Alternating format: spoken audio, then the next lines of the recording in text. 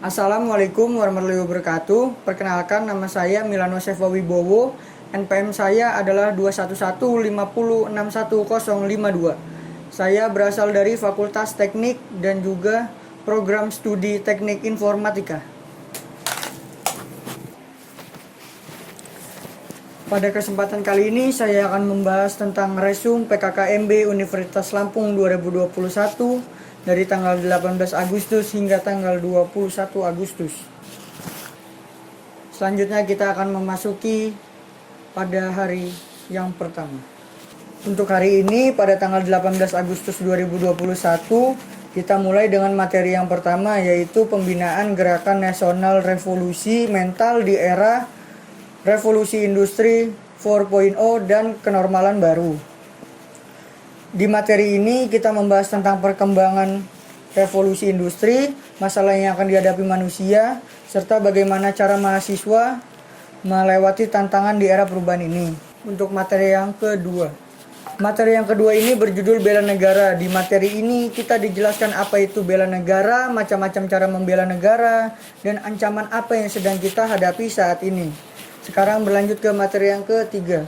Di materi yang ketiga ini berjudul Bahaya Intoleransi, Radikalisme, dan juga Terorisme. Dalam materi ini kita diberitahu perkembangan terorisme di Indonesia, apa saja terorisme itu, dan juga bahaya apa yang akan menimpa kita ketika kita berkecimpung di dunia terorisme dan juga radikalisme. Dan materi yang keempat atau yang terakhir adalah etika bermedia sosial. Dan di materi ini kita diberitahu cara bermedia sosial yang baik dan benar, dan juga apa saja sih bahaya yang akan menimpa kita jika kita bermedia sosial tanpa aturan dan etika. Berlanjut ke hari yang kedua, hari Kamis tanggal 19 Agustus 2021, dimulai dengan materi yang pertama, yaitu pengelolaan perguruan tinggi di era 4.0 dan kenormalan baru. Di sini kita diberitahu tentang fasilitas akademik, fasilitas non-akademik, serta bagaimana cara Unila untuk menyikapi COVID-19 ini.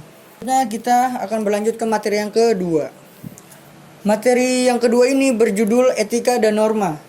Di sini menjelaskan tentang bagaimana etika dan norma ketika saat berkuliah, dan juga hal apa saja yang menyimpang yang dilakukan oleh mahasiswa, serta sanksi apa yang akan didapat oleh mahasiswa jika melakukan penyimpangan. Lalu kita berlanjut ke materi yang ketiga.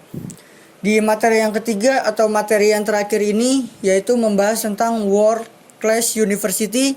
Di materi ini kita dipaparkan peringkat Unila di mata nasional, lalu upaya Unila agar menjadi 10 besar universitas terbaik di Indonesia. Ke hari yang ketiga. Pada hari Jumat tanggal 20 Agustus tahun 2021 dengan tema membentuk mahasiswa yang berkarakter di revolusi industri 4.0 dan kehormatan baru.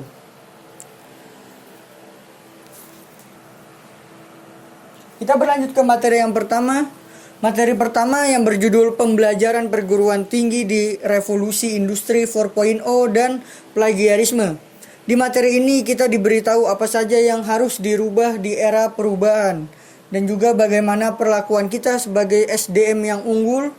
Dan yang terakhir adalah apa saja fasilitas yang tersedia di Fakultas Teknik untuk menunjang pembelajaran serta menghindari plagiarisme. Kita lanjut ke materi yang kedua. Di materi kedua ini berjudul Sistem Perkuliahan dan Kampus Merdeka Belajar. Di sini kita dijelaskan mengenai visi dan misi Fakultas Teknik Unila, kurikulum fakultas, dan juga strategi kelulusan tepat waktu atau yang bisa disebut KTW.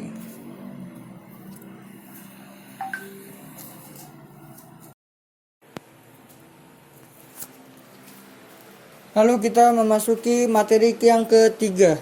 Materi ketiga ini berjudul Fasilitas dan Kemahasiswaan. Di sini lebih banyak membahas tentang masalah mengenai UKT, uang kuliah tunggal, dan juga BKT. Kita berlanjut ke materi yang keempat atau materi yang terakhir, yang berjudul Pembinaan Kegiatan Mahasiswa Fakultas Teknik Unila.